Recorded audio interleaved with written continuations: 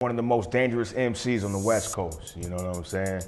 Don't necessarily know how to put it out there. I was trying to establish myself as being something different and not being just the normal photographer. Yeah, make electronic, beat-oriented music with social justice kind of lyrics.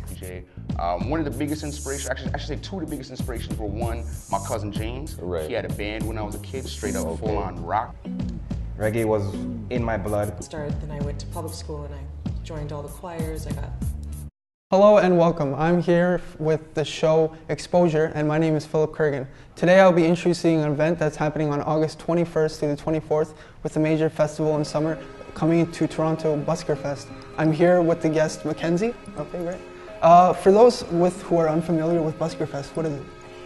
Wow, Buskerfest, well, it's the Scotiabank Buskerfest in support of Epilepsy Toronto is the full name of the event. And it's the largest street performer festival in all of North America. We have performers coming from all over the world. They'll be performing from Queen Street to College Street. We close down Yonge Street and we take over the whole street as well as Yonge Dundas Square and Trinity Square Park and Gould Street near Ryerson. And we have performers doing all kinds of things. We've got jugglers, magicians, musicians, contortionists, stilt walkers, break dancers, and some things I don't even know how to describe. Oh, that sounds like a lot of fun. It's a lot of fun.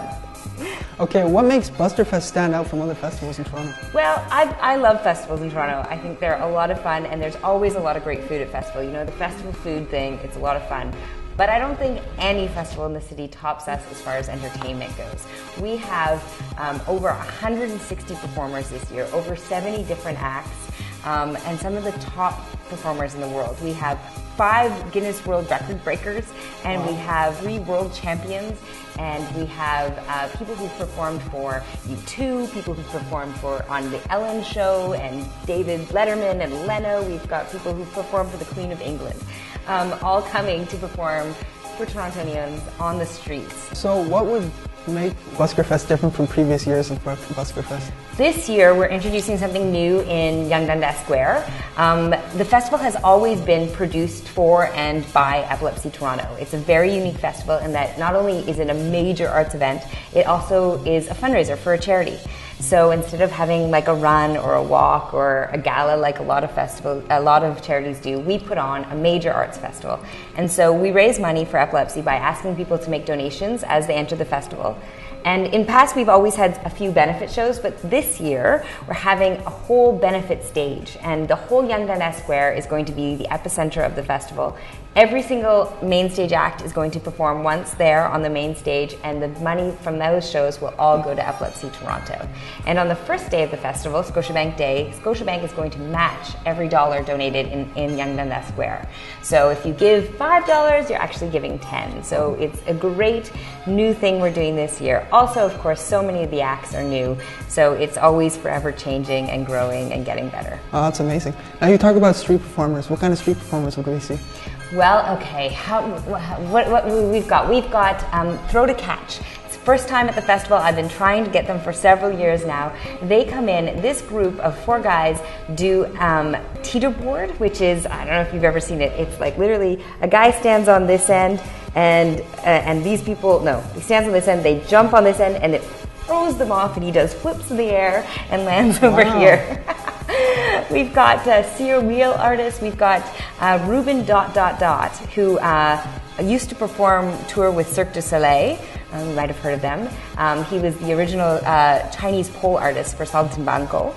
So a really top-notch performer, and he's doing Chinese pole, which means he does acrobatics on a pole 20 feet in the air.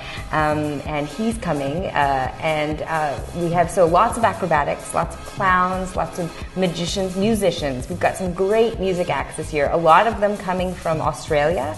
We've got a bunch of great acts from Australia, including Daniel Champagne, who is an amazing guitarist. If you YouTube him, you'll be floored. Check him out. He does all kinds of crazy things with his fingers and beating on the guitar and stuff like that. We also have Hang and Balance, Dan Warbles, who's like the master of the hang pan. Have you ever heard of it? I don't think I have. I know, you have to look it up to know what it is. I had to look it up. So music, living statues. We have the only person in the world to have ever won the Living Statue World Championship twice. John Mann from Germany is coming back this year, and he won in the fall for his performance of Blanco, where he comes on all in white, and he sits on a white pedestal, and the audience gets to paint him. And so that's pretty cool. So every day he'll be performing that from about noon till 2:30 or 3 in Yonge-Dundas Square. So. Wow, great. I guess that's all the time we have, but thank you for meeting us. You're very welcome. Okay, great. Thanks.